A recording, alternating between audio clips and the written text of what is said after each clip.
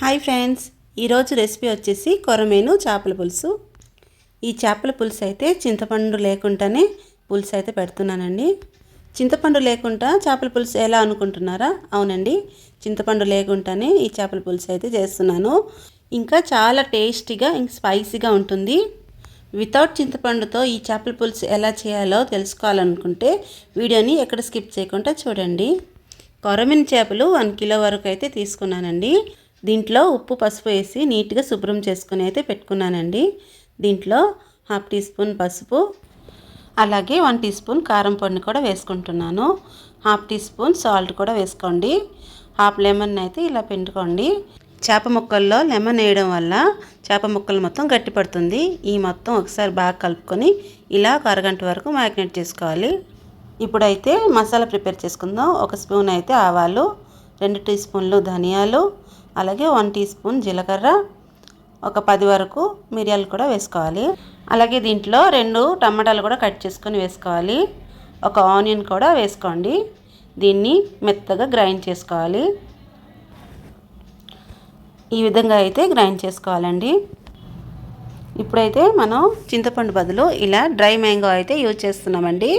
దీన్ని మామిడి బద్దలు అని కూడా అంటారు. 1 కిలో ఫిష్కి అయితే 5 పీసులు తీసుకున్నానండి. దీన్ని బాగా నీట్గా కడిగి శుభ్రం చేసుకోవాలి. దీంట్లో 1 గ్లాస్ వాటర్ వేసి అరగంట వరకు నానబెట్టుకోండి. ఇప్పుడైతే స్టవ్ మీద కడాయి పెట్టి దాంట్లో 4 టీ స్పూన్ల వరకు ఆయిల్ వేసుకోవాలి.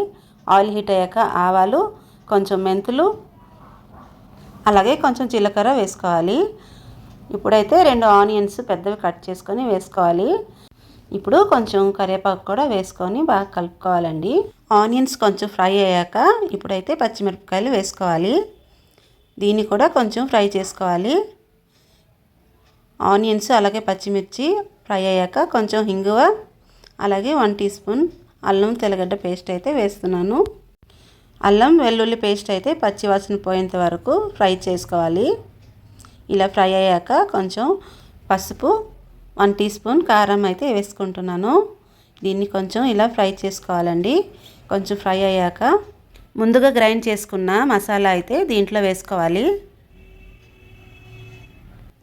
ఇప్పుడు దీన్ని ఒకసారి బాగా కలుపుకోవాలి.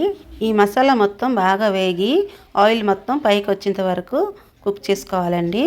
ఇప్పుడు దీన్ని ఒక 5 మినిట్స్ వరకు కుక్ చేసుకోవాలి. చూసారా, ఆయిల్ మొత్తం అయితే పైకి తేలి మసాలా మొత్తం అయితే బాగా కుక్ అయిపోయింది. ఇప్పుడు ఒకసారి మసాలా మొత్తం బాగా కలుపుకోవాలి. కలుపుకున్న తర్వాత మ్యారినేట్ చేసుకున్న ఫిష్ మొత్తం ఒక్కొక్కటిగా వేసుకోవాలి.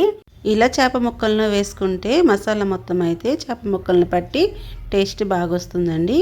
ఇప్పుడైతే ఒక 5 నిమిషాలు ఇలా మూత వేసి వదిలేయండి.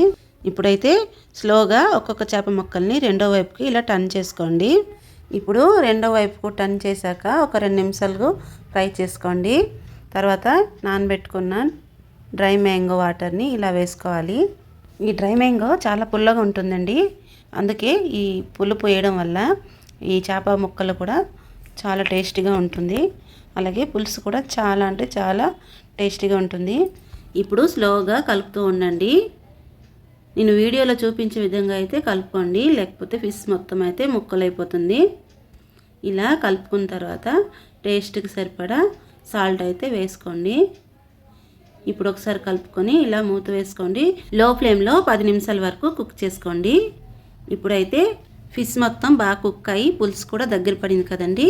ఇప్పుడు జీలకర్ర, ధనియాల పొడి, అలాగే కొంచెం కొత్తిమీర కూడా వేసుకోవాలి. ఇప్పుడు ఒకసారి దీన్ని బాగా కలుపుకోవాలి. అంతే అండి, కొరమేను పులుసు రెడీ అయిపోయిందండి. ఈ వీడియో మీకు నచ్చితే తప్పకుండా లైక్ చేయండి, మీ ఫ్రెండ్స్కి షేర్ చేయండి. ఇలాంటి మరిన్ని టేస్టీ రెసిపీ కోసం సబ్స్క్రైబ్ చేసుకోండి. ఈ రెసిపీని మీరు కూడా ట్రై చేయండి. ఎలా ఉంది అనేది కామెంట్ చేయండి. Thank you.